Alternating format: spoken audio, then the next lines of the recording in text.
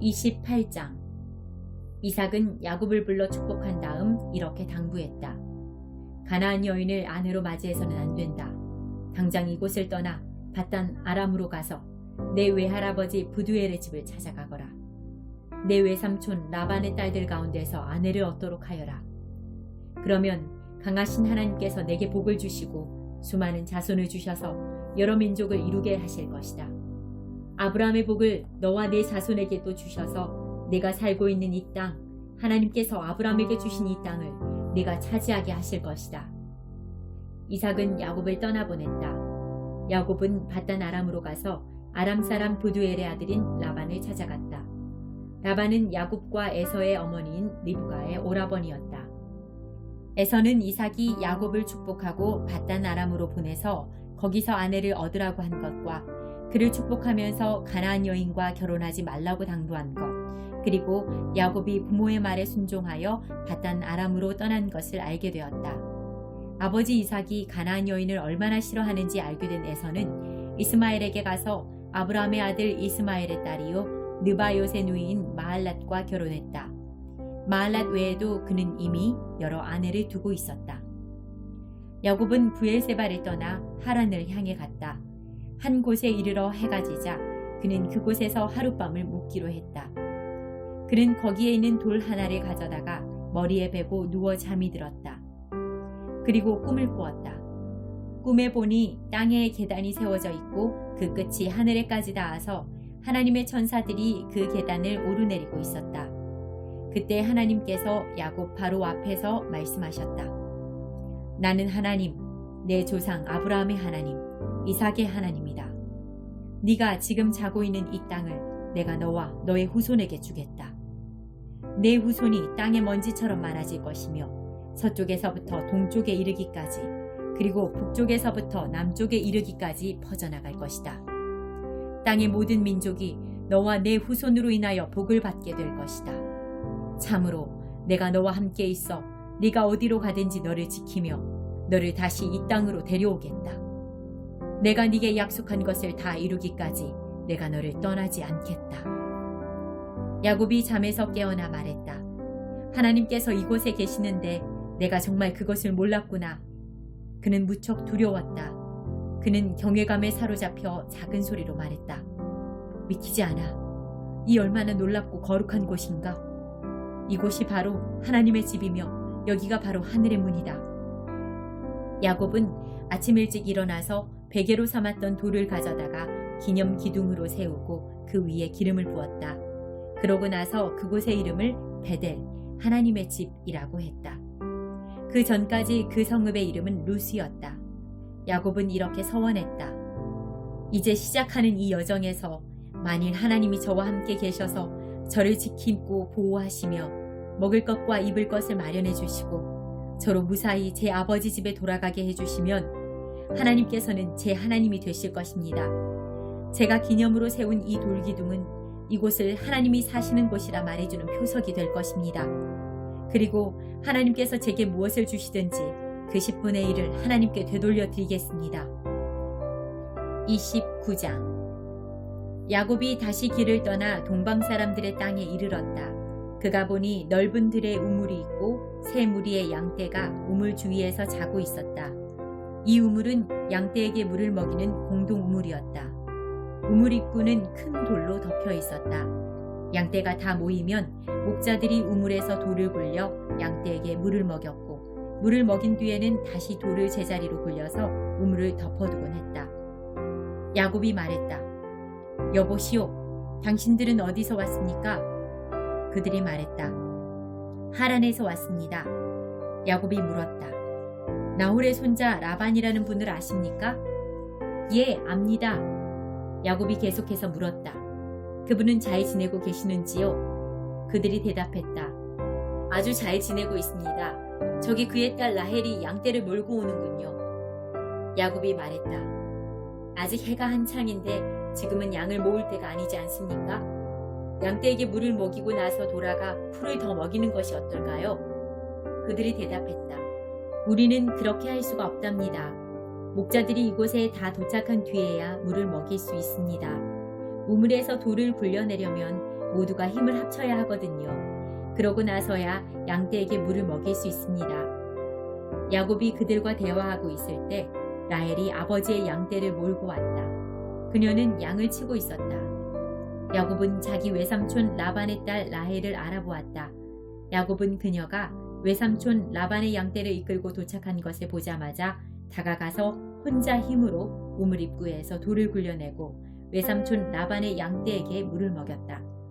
그러고 나서 야곱은 라헬에게 입맞추고 울음을 터뜨렸다.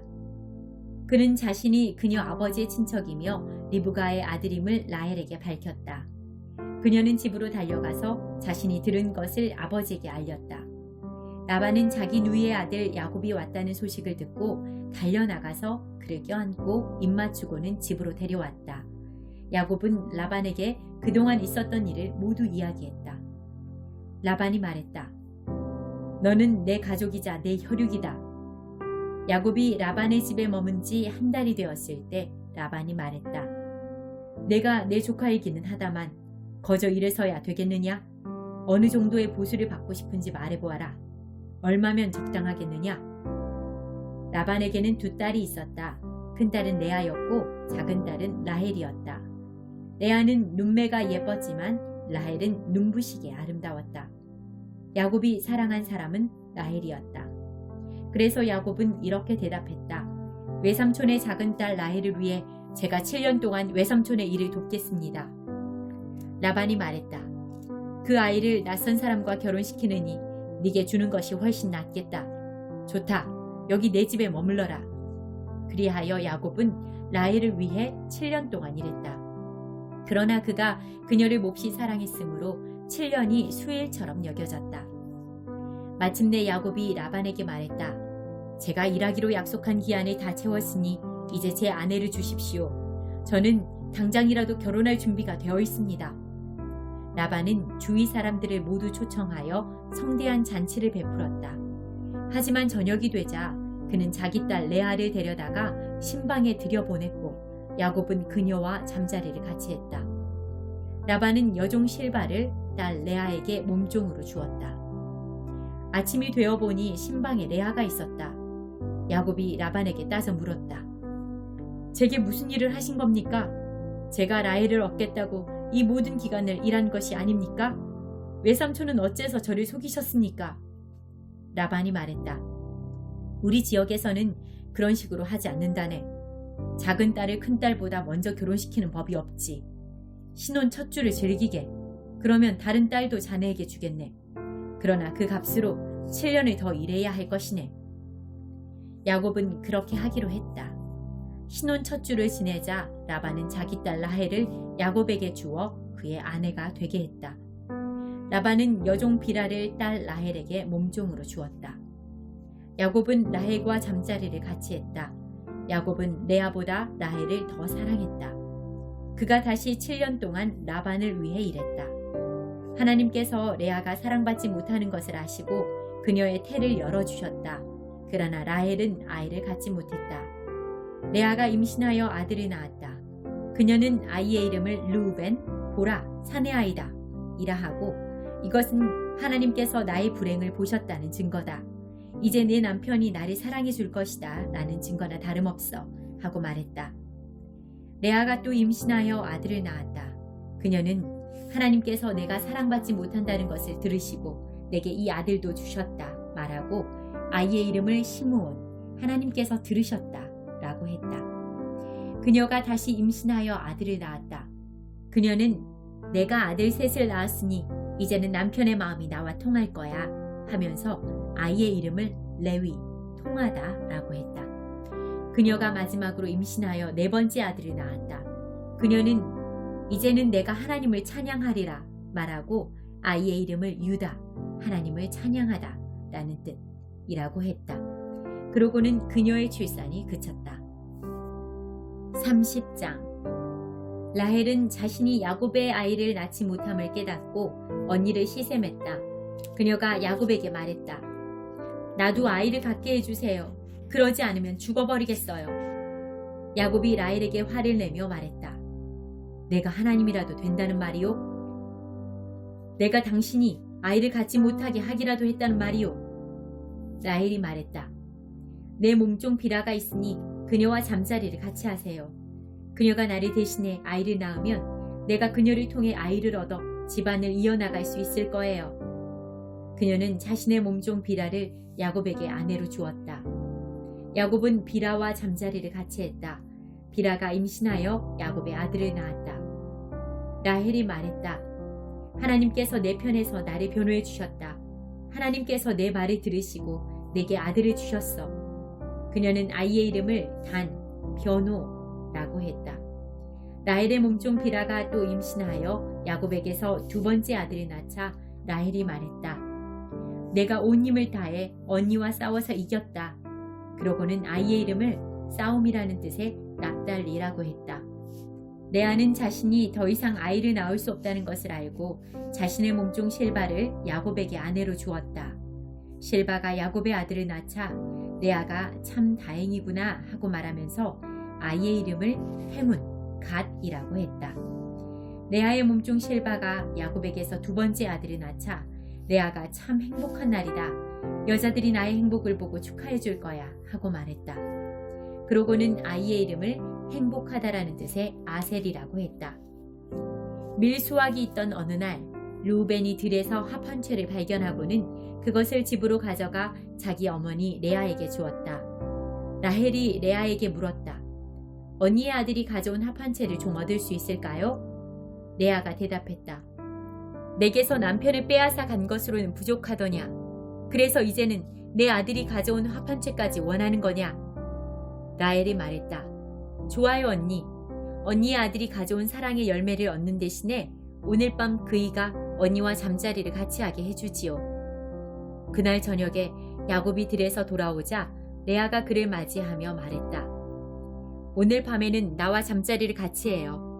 내 아들이 구해온 합 한 채를 주고 당신과 하룻밤을 보내기로 했어요. 그래서 야곱은 그날 밤 레아와 잠자리를 같이 했다. 하나님께서 레아의 말에 귀 기울여 주셔서 레아가 임신하여 야곱에게서 다섯 번째 아들을 낳았다. 그녀가 말했다. 내 몸종을 남편에게 주었더니 하나님께서 내게 갚아주셨다. 그녀는 아이의 이름을 교환했다라는 뜻의 이사갈이라고 했다. 레아가 또 임신하여 야곱에게서 여섯 번째 아들을 낳고는 하나님께서 내게 큰 선물을 주셨다. 내가 아들 여섯을 낳았으니 이제는 남편이 나를 존중해 줄 거야 하고 말했다. 그녀는 아이의 이름을 존중하다라는 뜻의 스불론이라고 했다. 그녀는 마지막으로 딸을 낳고 아이의 이름을 디나라고 했다. 그때 하나님께서 라헬을 기억하셨다. 하나님께서 그녀의 말에 귀 기울이시고 그녀의 태를 열어주셨다. 그녀가 임신하여 아들을 낳고는 하나님께서 나의 수치를 없애주셨다 하고 말했다. 그녀는 하나님께서 내게 아들을 하나 더 주시면 좋으련만 하고 기도하며 아이의 이름을 더하다라는 뜻의 요셉이라고 했다. 라헬이 요셉을 낳은 뒤에 야곱이 라반에게 말했다. 제가 고향으로 돌아가게 해주십시오. 장인어른을 섬기고 얻은 제 아내들과 자식들을 제게 주십시오.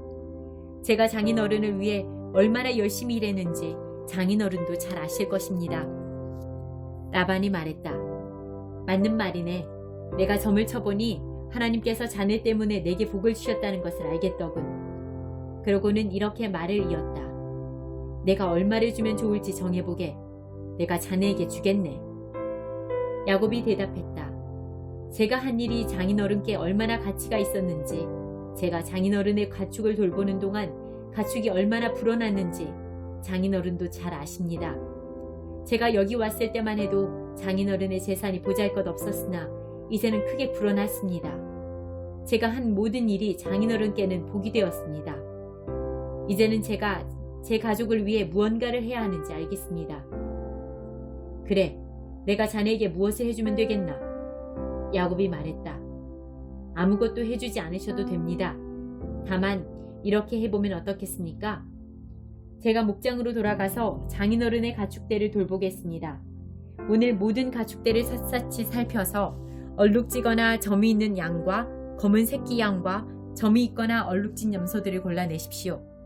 그것들이 제 품삯이 될 것입니다. 그리하면 장인어른께서 제 품삯을 조사하실 때 저의 정직함을 확인하실 수 있을 것입니다. 장인어른께서 얼룩지지 않고 점이 없는 염소나 검지 않은 양을 발견하시면 제가 그것을 훔친 것으로 아셔도 좋습니다. 라반이 말했다. 좋네, 그렇게 하지. 그러나 라반은 그날로 얼룩지고 점이 있는 순염소와 얼룩지고 점이 있는 암염소와 검은 양과 흰색 기미가 도는 가축까지 모두 가려내어 자기 아들들 손에 맡겨 돌보게 했다. 그런 다음 자신과 야곱 사이에 사흘 거리에 두었다. 그동안 야곱은 라반의 남은 가축들을 돌아보았다. 야곱은 미루나무, 감복숭아나무, 버즘나무의 싱싱한 가지들을 꺾어다가 껍질을 벗겨 흰 줄무늬가 드러나게 했다. 그는 껍질을 벗긴 가지들을 가축대가 물을 먹으러 오는 여물통 앞에 세워두었다.